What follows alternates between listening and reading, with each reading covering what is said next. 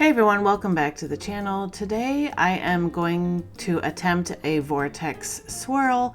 This is, I don't know if there's like anything out there like this, something I just made up, but the design itself does exist out there.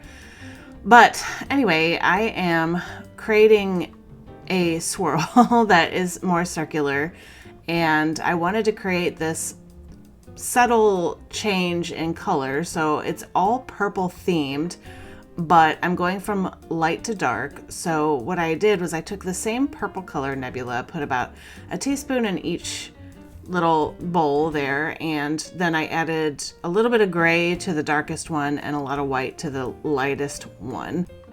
My goal was just to create a subtle shift in color, nothing too dramatic, and you'll see in the final product what I mean by that.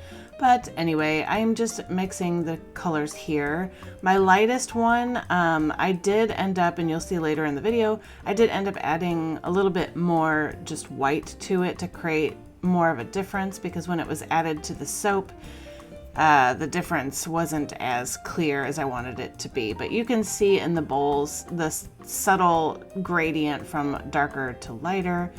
And here's the mixing of the one that has the gray in it. And I didn't want to add too much gray because I didn't want to mute the color too much, because gray would kind of shift the tone of it, or the hue. I always get those terms confused. But anyway, so if you look on the left there, you can see the change in color.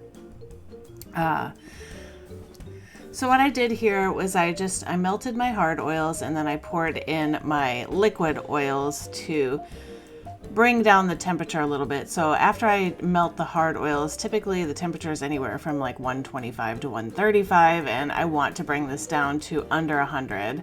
So right now it's at 113. But I will say this particular recipe, it moves very slow in general.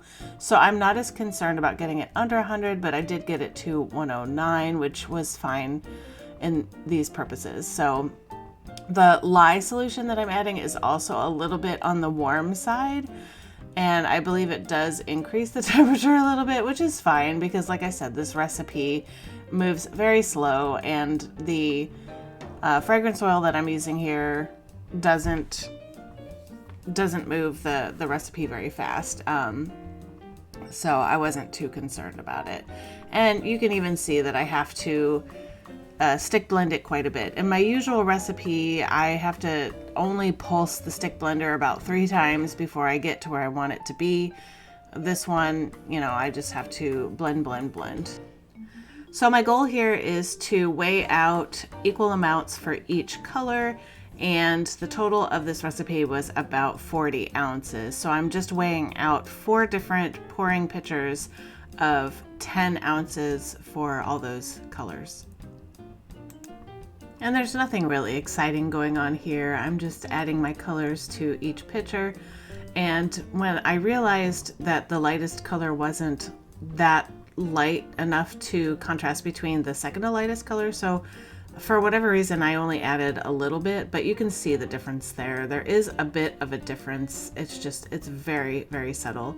So this third color is just the nebula color by itself without any additional colors, and I can even see there that the difference isn't as, it's very, very subtle, but it's not as stark as I wanted it to be, because then later on I start to get confused about which one's which. So I probably should have added a little bit more white to the lighter colors, because I could see a definite change between the dark and just the one by itself.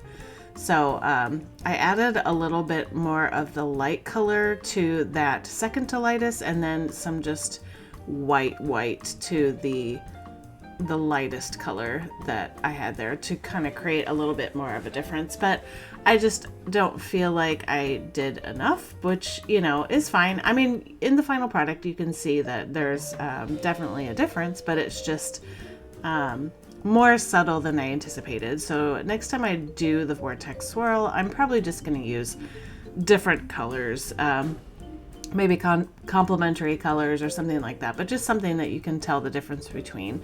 This was just a little experiment of mine to see, what it would end up looking like. And here's my mold with all 3 of my dividers in. The other thing I wanted to try here was just in my last soap where I tried to do the mica veining within. I wanted to do that here too, but as I was stirring my solutions, I realized that they were just too thin and I had to mix them up a little bit more. So I'm going from light to dark and just giving each one another little stick blend to make it a little bit thicker. Even though it's still pretty thin, it was thick enough to have that mica veining in there.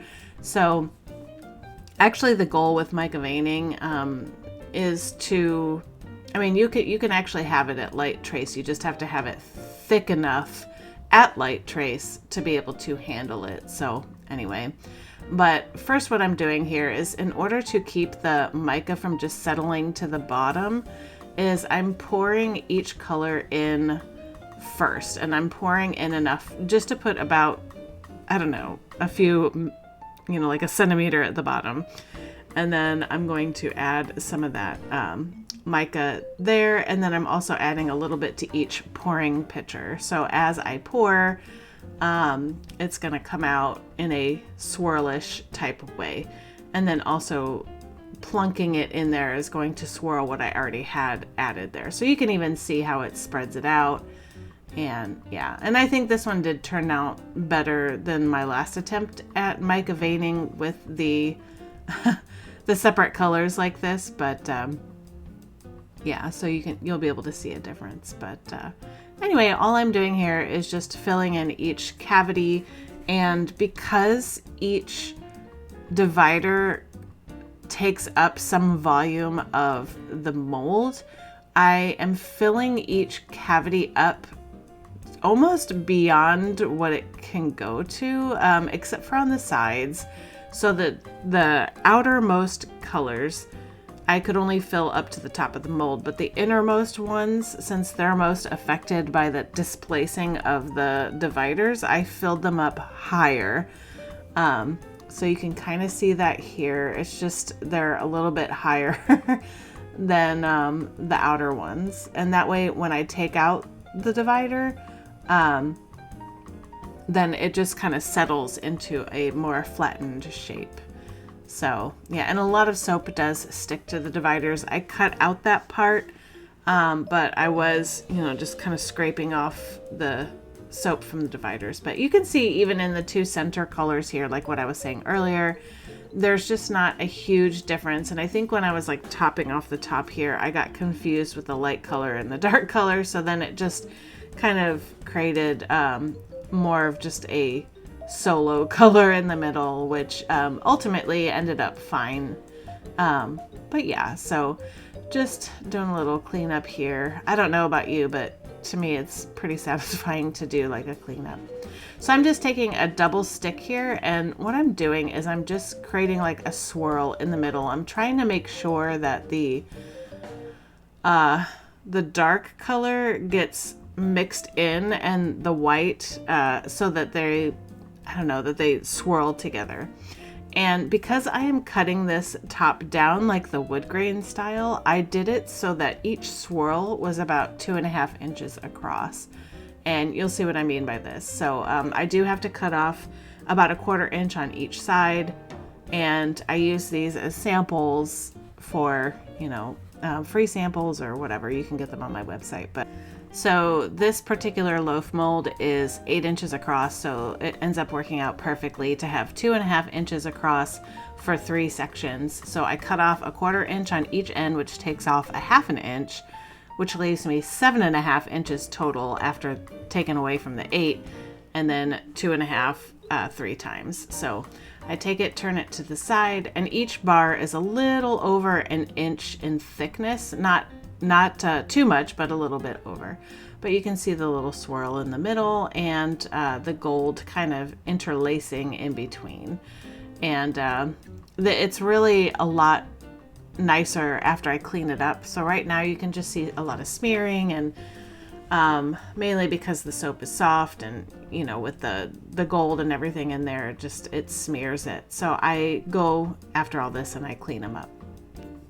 Anyway, so that's the Vortex, and it is very subtle and it's pretty. I like the purple. The fragrance that I used is called Smoke Eliminator, which isn't the prettiest sounding name, but it's like a very citrusy smell, and it smells actually very nice. And what I really like about these Smoke Eliminator type fragrances is that they do last a long time. I have a different batch that I made, I want to say about 8 years ago, that is still holding up like that. But anyway, so I hope you liked this video. You can always visit me at my ariholdingauthor.com, and that is my newsletter for soap and writing. It's more writing since this YouTube channel is more soap making, but either way, please visit me over there. Give the video a like and a subscribe if you stayed this far, and yeah. Leave a comment too. I really like seeing your comments. But anyway, I have a couple recommended videos for you here, so feel free to explore those as well. And like always, I will see you in the next one. Bye!